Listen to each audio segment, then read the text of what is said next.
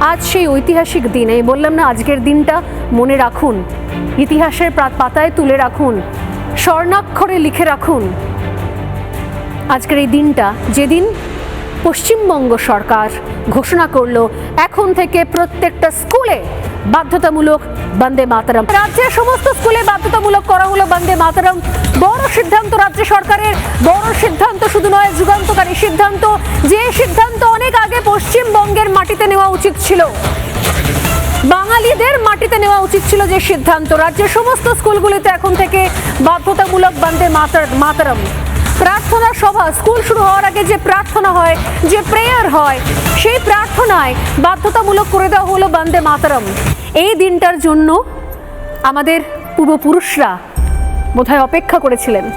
তারা স্বপ্ন দেখেছিলেন স্বাধীন ভারতে এমন দিন আসবে যখন প্রত্যেকটা বাচ্চা বন্দে মাতরমের মানে বুঝবে, তারা বন্দে মাতরম গাইবে, তারা বন্দে মাতরম বলবে। বন্দে মাতরম গাওয়ার মধ্যে, বলার মধ্যে যে কোনো লজ্জা নেই, এই দেশের প্রতিটা মানুষ যেন বুঝতে পারে, প্রতিটা বাচ্চা যেন বুঝতে পারে। সব থেকে আফসোস ছিল যে নিজের রাজ্য, বঙ্কিমচন্দ্রের নিজের মাটি, নিজের মাতৃভাষার মানুষজন, তারা না জানি কোন মগজ ধলাইয়ের কারণে এতদিন পর্যন্ত তাকেই ব্রাত্য করে রেখেছিলেন। কি অদ্ভুত বিষয়।